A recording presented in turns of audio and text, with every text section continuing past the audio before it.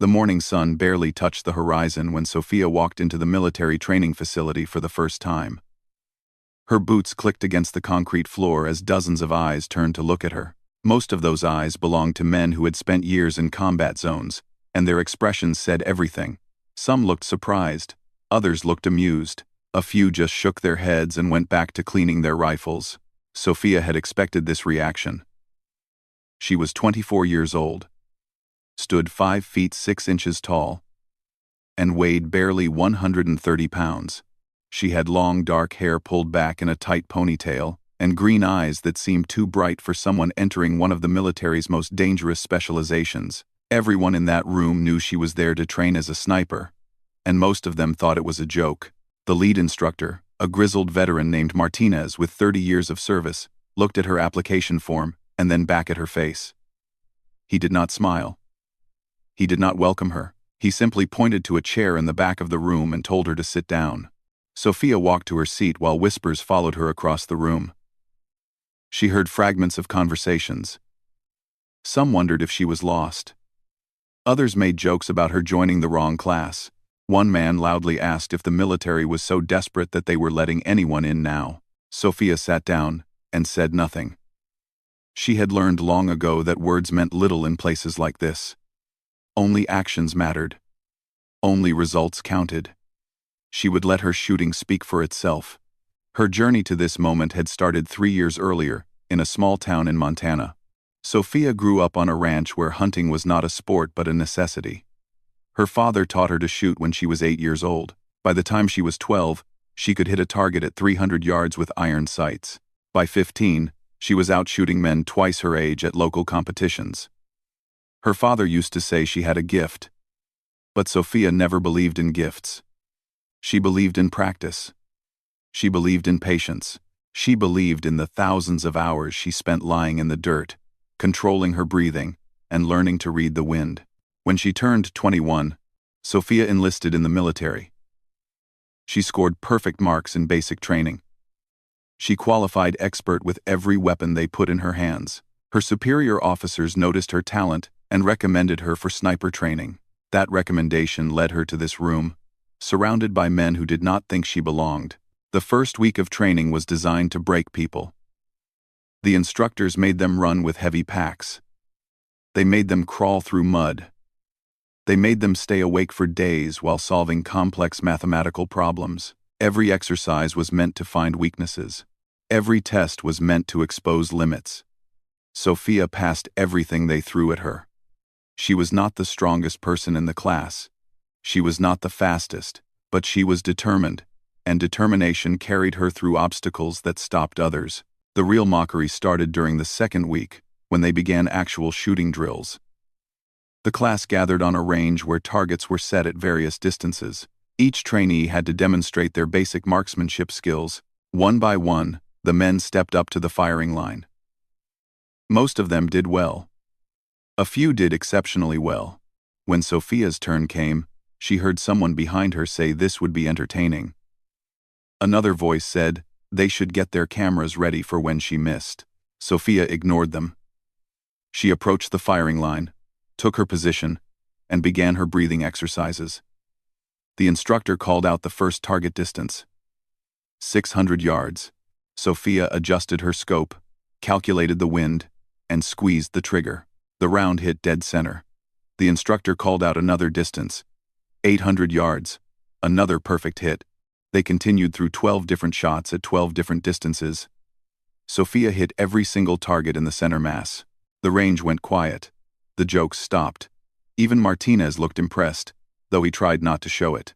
One of the veteran trainees, a man named Briggs who had been particularly vocal about Sophia not belonging, stared at the targets through binoculars as if he could not believe what he was seeing.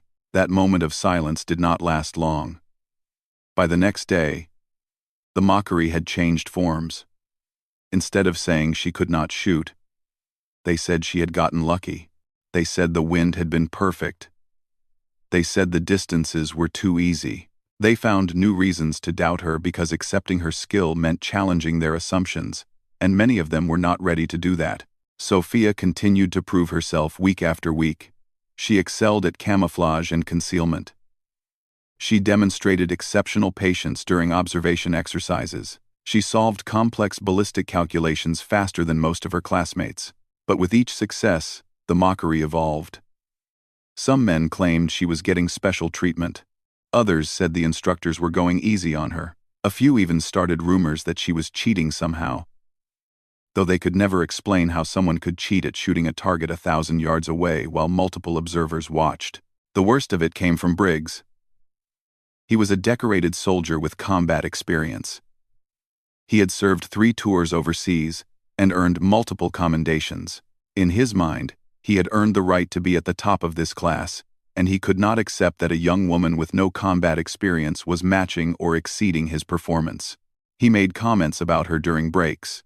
He questioned her scores. He tried to turn other trainees against her.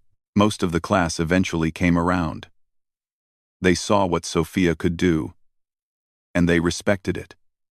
But a core group led by Briggs remained hostile. They formed a tight circle that excluded her from informal training sessions. They did not share tips or techniques the way they did with each other. They made the training environment as unwelcoming as they could, without crossing lines that would get them in official trouble. Martinez noticed the tension but did little to address it. In his view, snipers needed to operate under stress. They needed to perform when everything was going wrong. If Sophia could not handle some harsh words and cold shoulders from fellow trainees, how would she handle the pressure of actual combat? He pushed her harder than the others. He gave her less margin for error. He wanted to see if she would crack. Sophia did not crack. She woke up earlier than everyone else to get extra practice. She stayed later to study ballistic charts. She ran the obstacle courses twice, while others ran them once. She turned the hostility into fuel. Every doubt became motivation. Every insult became determination. She would not give them the satisfaction of seeing her quit. 4 months into the program, the class faced their most difficult test yet. They had to complete a final field exercise that would determine who graduated and who went back to regular units. The exercise involved a long-range stalk, where trainees had to get within shooting range of observer targets without being detected, then make a shot at over 1,000 yards. It combined every skill they had learned: stealth, patience, wind reading, distance calculation, and precision all came together in one test. The instructors would be watching from elevated positions with high-powered optics. They would mark any trainee they spotted. Getting marked even once meant failure. Missing the shot meant failure. Only those who could remain completely invisible and then deliver a perfect shot would pass this final hurdle. The night before the exercise, Briggs made his feelings clear in front of the entire class. He said there was no way Sophia would pass this test. He said range shooting was one thing, but field work was different. He said she did not have the strength to carry all the gear over rough terrain. He said she did not have the instincts that came from real combat experience. He said tomorrow would finally prove what everyone already knew: that she did not belong in their world. Sophia looked him in the eye and said only one thing. She said she would see him at the finish line. Then she went to her bunk and prepared her equipment for the next day. The morning of the exercise came with cold rain and thick fog. Perfect conditions for a stalk, but miserable conditions for everything else. The trainees received their assignments. Each would approach from a different direction. Each had a different target to hit. The targets were mannequins placed at distances ranging from 1,000 to 1,500 yards. The exact distance would not be revealed until after they reached their shooting position. Sophia drew a target that required approaching through a shallow valley with minimal cover. It was one of the hardest assignments, and she suspected it was not random. Martinez probably wanted to see if she could overcome a disadvantage. She accepted the challenge without complaint. She began her stalk at dawn. The rain made the ground muddy and difficult. The fog limited visibility, which helped with concealment, but made navigation harder. She moved slowly, always checking the ridgelines where she knew instructors were watching. Every movement was calculated. Every pause was purposeful. She used every fold in the terrain, every rock, every bush. She became part of the landscape. Hours passed. Her muscles ached from maintaining uncomfortable positions. The rain soaked through her gear. The cold bit at her fingers. None of it mattered. She kept moving forward, inch by inch, toward her objective. She saw 2 other trainees get marked and ordered to withdraw. They had moved too fast or chosen poor routes. She learned from their mistakes and adjusted her own path. By mid-afternoon, she reached her shooting position. She was 800 yards from where she started. Though she had covered nearly 2 miles of actual ground due to the indirect route she took, she settled into a spot behind a low rise with a clear view of her target. She ranged the distance with her scope. 1,340 yards. The wind was gusting between 10 and 15 miles per hour from the left. The rain had slowed to a drizzle but still affected visibility. She set up her rifle carefully. She calculated the shot using everything she had learned. Bullet drop, wind drift, air pressure, humidity. Every variable mattered at this distance. She controlled her breathing. She let her heart rate slow. She watched the wind through her scope, looking for patterns in how the rain moved. Then she waited. The exercise rules said they had until sunset to take their shot. Many trainees rushed because they wanted to get out of the weather. Sophia knew patience was just as important as accuracy. She waited for the right moment when the wind steadied and the rain paused. That moment came an hour before sunset. She squeezed the trigger slowly. The rifle fired. Through her scope, she watched the bullets trace. It seemed to take forever to reach the target. Then she saw it hit, dead center on the mannequin's chest. A perfect shot. She waited to hear if the instructors had spotted her. Silence. They radioed that her shot was good, and she could extract. She had done it. She had passed the final test. As Sophia packed her gear and began the long walk back to the base, she allowed herself a small smile. She had proven herself once again. But she knew this was just the beginning. Graduating from training was one thing. Earning real respect was another. And showing what she could truly do would require an opportunity that had not yet come. 6 months after graduation, Sophia received her deployment orders. She was being sent to a forward operating base in a mountainous region, where coalition forces were conducting operations against insurgent groups. The terrain was brutal. Peaks rose over 15,000 feet. Valleys stretched for miles with no cover. Temperature swings went from freezing nights to scorching afternoons. It was sniper country, and both sides knew it. When Sophia arrived at the base, she was assigned to a special operations team that conducted long-range reconnaissance and elimination of high-value targets. The team leader was a captain named Richards, who had a reputation for running successful missions. He looked at Sophia's file, noted her training scores, and then asked her directly if she could handle real combat. She told him she was ready. He said they would find out soon enough. The team included 4 other members. There was Hayes, a spotter with 8 years of experience who had worked with over a dozen different snipers. There was Chen, a communications specialist who could maintain contact even in the most remote locations. There was Kowalski, a medic who had saved more lives than anyone could count. And there was Briggs. Sophia's heart sank when she saw him. Of all the people she could have been deployed with, Briggs was the last person she wanted to see. He had barely passed the final training exercise and graduated near the bottom of their class. Yet here he was, assigned to the same team. He looked just as unhappy to see her. Richards noticed the tension immediately. He gathered them together and made his position clear. He did not care about training school drama. He did not care about personal feelings. Out here, they were one team with one mission. Anyone who could not work together would be sent back to base. Both Sophia and Briggs nodded. But everyone could feel the ice between them. The first mission came 3 days after Sophia arrived. Intelligence had identified an insurgent leader moving through a valley approximately 20 kilometers from the base. The team's job was to locate him, confirm his identity, and eliminate him if possible. They left before dawn and spent the entire day moving into position. Sophia carried her Barrett MRAD rifle, the same weapon she had trained with. It was a precision instrument capable of hitting targets at extreme ranges. The rifle fired 338 Lapua Magnum rounds that could defeat body armor at distances over a mile. It weighed nearly 15 pounds without ammunition, optics, or accessories. Fully loaded with everything she needed, Sophia was carrying over 30 pounds of rifle equipment alone, plus her regular combat gear. The terrain made every step difficult. They climbed steep paths, covered in loose rocks. They crossed streams of snowmelt that soaked through their boots. They navigated narrow ridges where one wrong step meant a fall of hundreds of feet. Sophia kept pace with the rest of the team. She did not slow them down. She did not ask for help. She carried her weight. They reached their observation point late in the afternoon. It was a rocky outcrop that overlooked the valley where the target was supposed to pass. Hayes and Sophia set up the rifle while the others secured the perimeter and established communications. The waiting began. Hours passed. The sun moved across the sky. The temperature dropped as evening approached.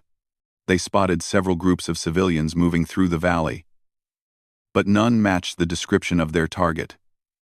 Hayes and Sophia took turns on the scope, watching for any sign of the insurgent leader. Briggs was positioned about 50 meters away, providing security for their position. Every hour, he would radio Richards to complain about something. The position was too exposed. They should move. The target was not coming. They were wasting time. Richards told him to maintain radio silence unless he had something important to report. Just before sunset, Hayes spotted movement. A convoy of 3 vehicles was coming up the valley road. Through the scope, they could see approximately 15 men, all armed. One of them matched the description of their target. Hayes called Richards over to confirm. After several minutes of observation, Richards gave the authorization. The target was confirmed. Sophia was cleared to engage. The range was 1,873 meters, nearly a mile and a quarter. The wind was coming from the east at roughly 8 miles per hour. The target was moving, but slowly. Sophia calculated the shot. She adjusted her scope. She controlled her breathing and waited for the perfect moment. The target stopped to talk to one of his men. He stood still for just a few seconds. That was enough. Sophia fired. The rifle kicked against her shoulder. The sound echoed across the valley. Through the scope, she saw the round hit exactly where she aimed. The target dropped. The convoy immediately scattered. Men ran for cover. Vehicles sped away. But the mission was complete. The target was eliminated. Richards gave the order to extract. They packed their gear and began the long journey back to base. When they returned, Richards filed his mission report. He noted that Sophia had made a difficult shot under combat conditions and achieved the objective. The report went up the chain of command. Other team leaders started requesting her for their missions. Word spread that the new sniper was as good as advertised, but not everyone was impressed. Briggs told anyone who would listen that it had been an easy shot. He said the target was barely moving. He said the conditions were perfect. He said any decent sniper could have made that shot. Some people believed him. Others were starting to see a pattern in his complaints.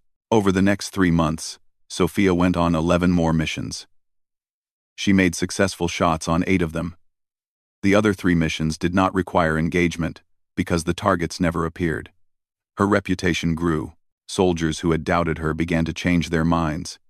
She was proving herself in the only way that mattered: in combat. Then came the mission that would change everything. Intelligence reported that a high-ranking insurgent commander was operating from a compound in an extremely remote area.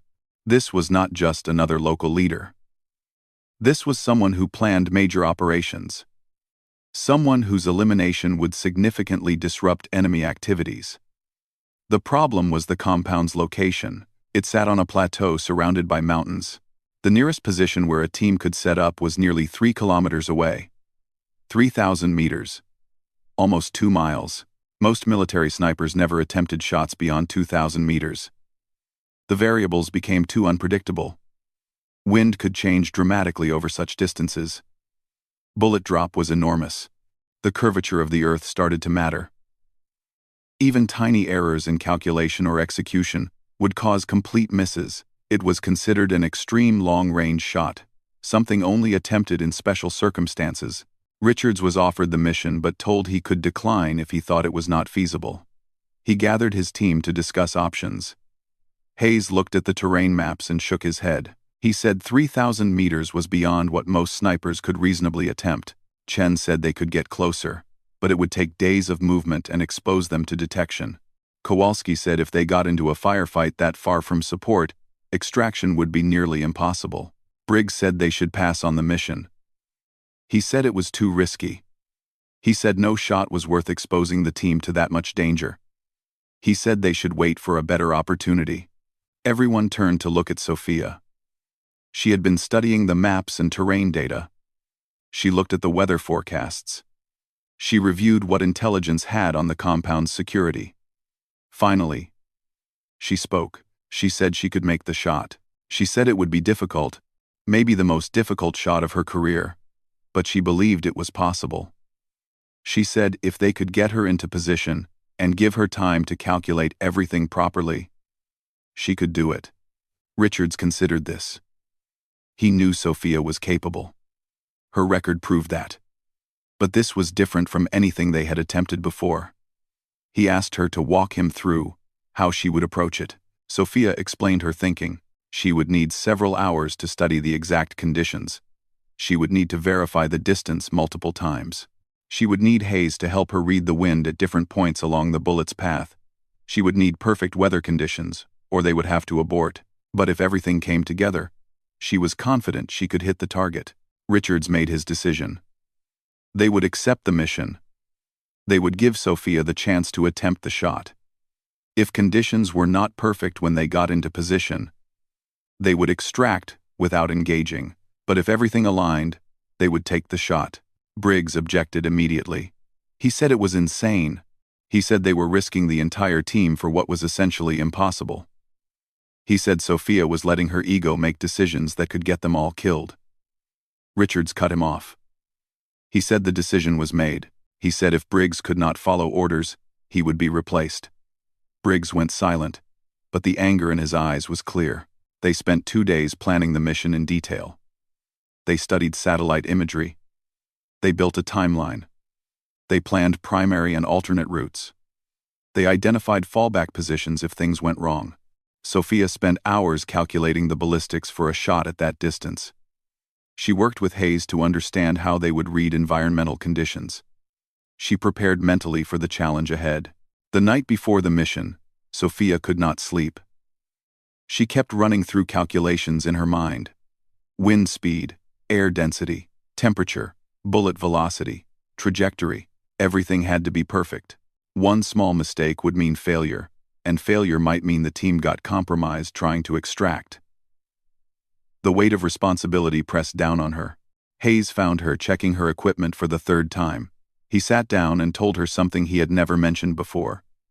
He said he had worked with a lot of snipers over the years. Some of them were good, a few were great, but he had never worked with anyone who approached shooting the way she did. He said she had something rare, a combination of technical skill and mental discipline that could not be taught. He said if anyone could make this shot, it was her. His words helped. Sophia finished her preparations and managed to get a few hours of sleep. When she woke up, she felt focused. The doubt was gone. She knew what she had to do. They left the base before dawn. The movement to their position took nearly 2 full days. They traveled mostly at night to avoid detection. They hid during the day in carefully selected spots. The terrain was even more brutal than expected. Several times they had to find alternate routes because the planned path was impassable. When they finally reached their shooting position, Sophia immediately began setting up. The spot was a rocky ledge on a mountainside with a clear view across the valley to the compound. She could see the plateau where the target was located. It looked impossibly far away. She verified the distance with multiple measurements. 2,796 meters, 2.796 kilometers, 1.74 miles. Hayes began setting up wind indicators at various points. They used small pieces of cloth, dust clouds, and smoke from the compound itself to read wind patterns. The wind was the biggest variable. At this distance, the bullet would be in the air for over 6 seconds. The wind would have 6 seconds to push it off course. Even a slight breeze would cause the shot to miss by meters. They settled in and began their observation. The mission plan was to wait for the target to appear and then assess conditions. If the wind was too strong or too variable, they would not take the shot. They would withdraw and try again another day. Patience was everything. They waited through the entire first day. The target never appeared. They waited through the first night. Nothing. The second day, they spotted several individuals moving around the compound, but none were confirmed as the target. The second night brought strong winds that would have made any shot impossible. On the third day, just after sunrise, the target finally showed himself. He came out of the main building and stood on a small balcony overlooking the valley. Hayes confirmed the identification. This was their target. Now they needed to wait for the conditions to be right. Sophia watched the wind flags. Still too strong, Sophia settled into her shooting position behind the Barrett MRAD. She had practiced this position hundreds of times. But never for a shot like this. Never for a distance that pushed the absolute limits of what the rifle and her skills could achieve together. She adjusted the bipod legs until the rifle sat perfectly stable. She checked the scope one more time. The target was visible, standing on the balcony, talking to someone out of view. Hayes was beside her with his spotting scope. He gave her the final wind reading. 7 miles per hour from the left. Steady. Temperature was 68 degrees. Air pressure was lower than normal due to the altitude. Humidity was low. Every single one of these factors would affect how the bullet traveled over the nearly 2 miles to the target. Sophia did the math in her head one final time. The bullet would drop over 400 inches during its flight. That was more than 30 feet. The wind would push it approximately 96 inches to the right. That was 8 feet. She needed to aim more than 30 feet high and 8 feet to the left of where the target stood, trusting that physics and her calculations would bring the bullet to exactly the right spot. She made the adjustments to her scope. She controlled her breathing. She felt her heart rate slow. Everything around her seemed to fall away. There was only the rifle, the target, and the shot. Richards was watching through binoculars. Chen had his radio ready in case they needed to call for emergency extraction. Kowalski was positioned to provide security, and Briggs was further back, watching everything with his own scope, probably waiting for her to fail. The target moved slightly. Sophia adjusted her aim. She focused on her breathing pattern. In for 4 seconds, hold for 2, out for 4 seconds, hold for 2. On the last hold, she would take the shot. She began the cycle. In, hold, out, hold, in, hold, out, hold. Her fingers squeezed the trigger smoothly. The rifle fired with a massive boom that echoed across the valley. The recoil pushed against her shoulder, but she stayed on the scope, watching. The bullet left the barrel at over 2,800 feet per second. It began dropping immediately due to gravity. The wind caught it and started pushing it sideways. It traveled through layers of air with different temperatures and densities. All of this affected its path. The bullet was flying through space that no human eye could track, on a journey that would take over 6 full seconds. Those 6 seconds felt like hours. Sophia kept her eye on the scope. Hayes kept his eye on his spotting scope. Everyone else held their breath. The target had no idea what was coming. He stood on his balcony, completely unaware that a bullet was crossing nearly 2 miles to reach him. Sophia saw it hit. The target dropped instantly.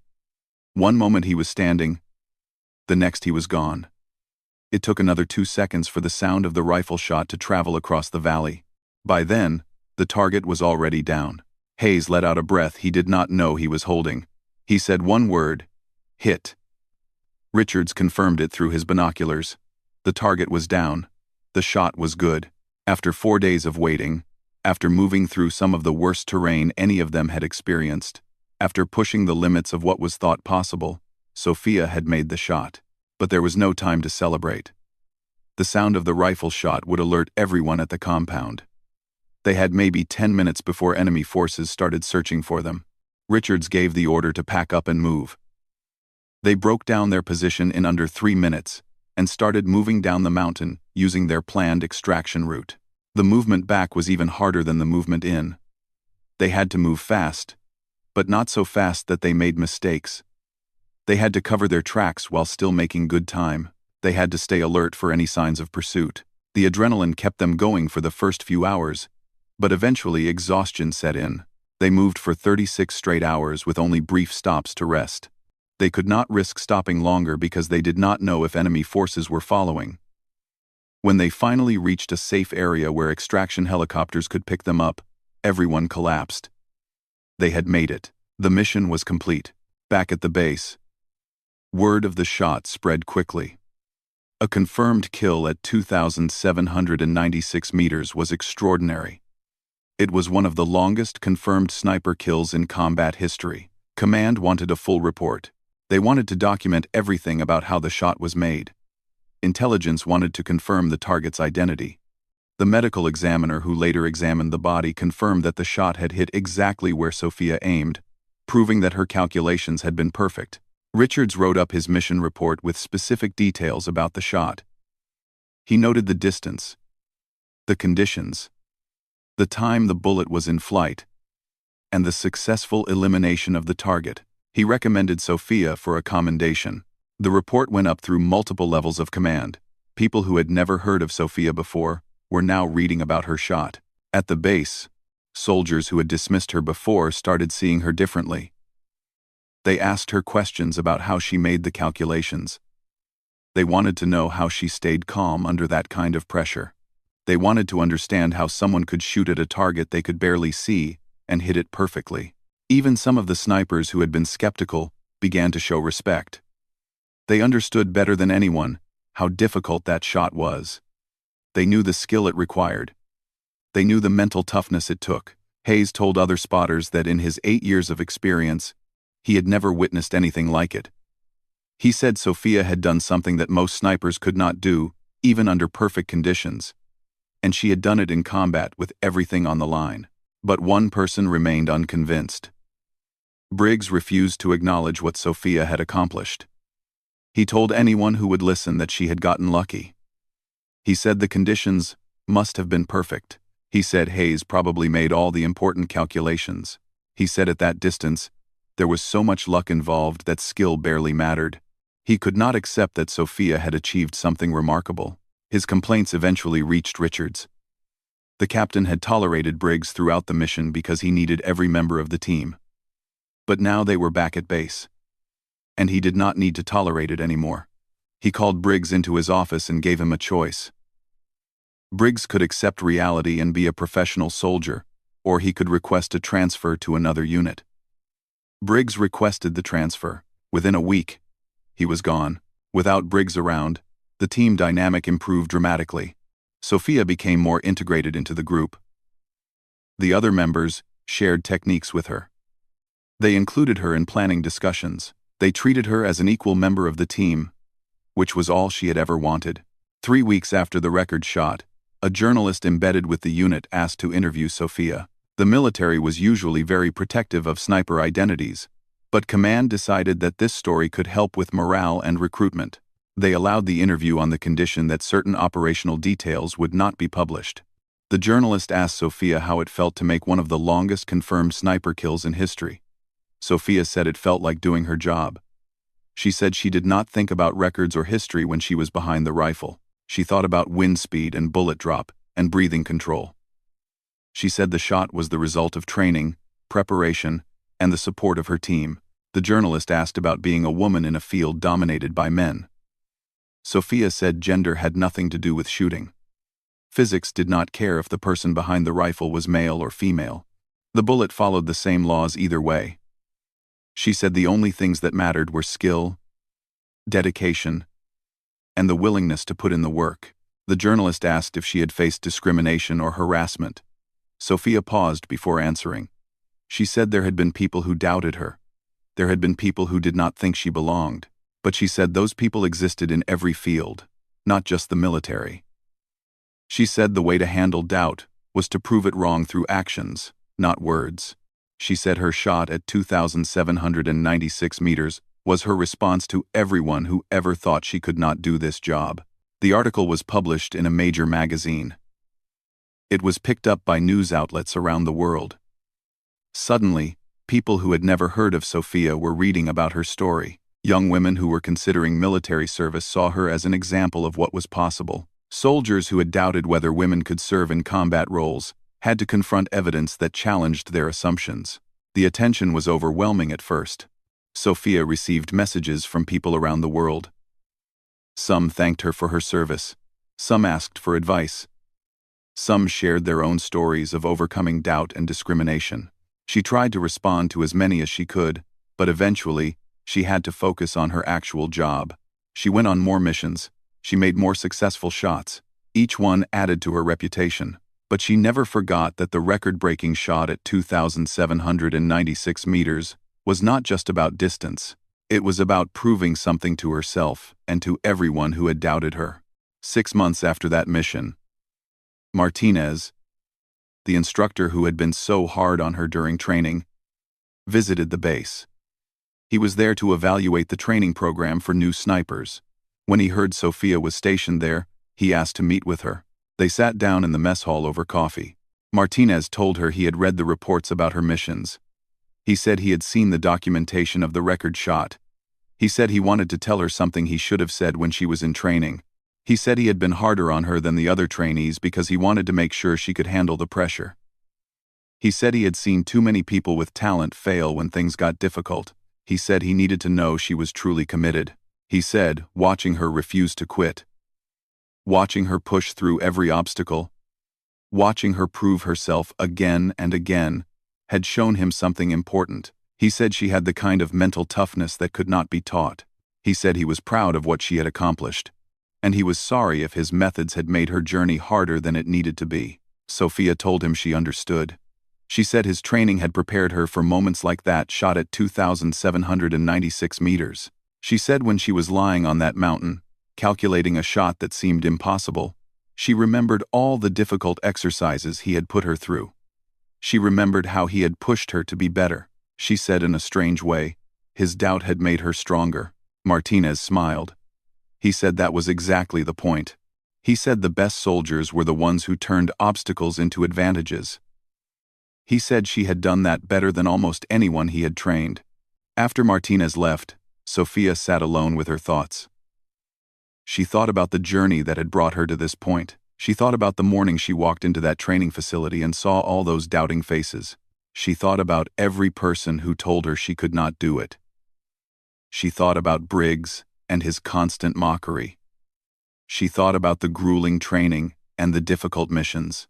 She thought about that moment on the mountain when she pulled the trigger and sent a bullet flying almost 2 miles to hit a target that most people thought was impossible to hit. She thought about how all of it had led to this moment, where she was respected by her team, recognized by her command, and serving her country at the highest level of her profession. She thought about how proving herself had never really been about proving anything to others. It had been about proving to herself that she could do whatever she set her mind to. The record shot would be mentioned in conversations for years to come. People would talk about the technical aspects, the distance, the conditions, the skill required. But for Sophia, the shot represented something more personal.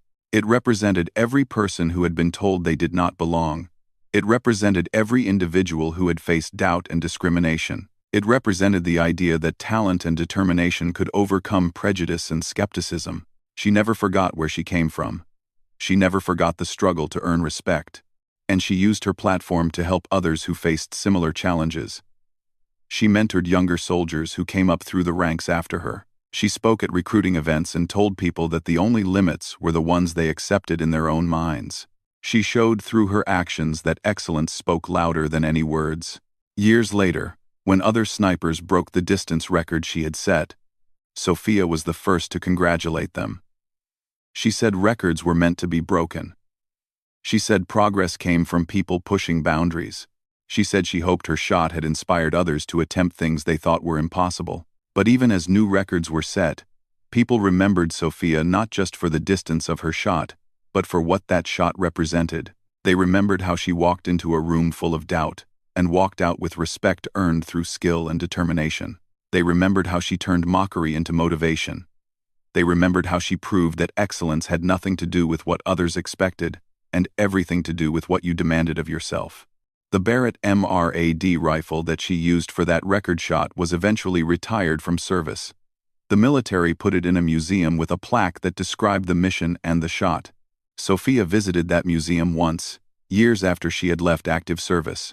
She stood in front of the display and read the plaque. It mentioned the 2,796 meters.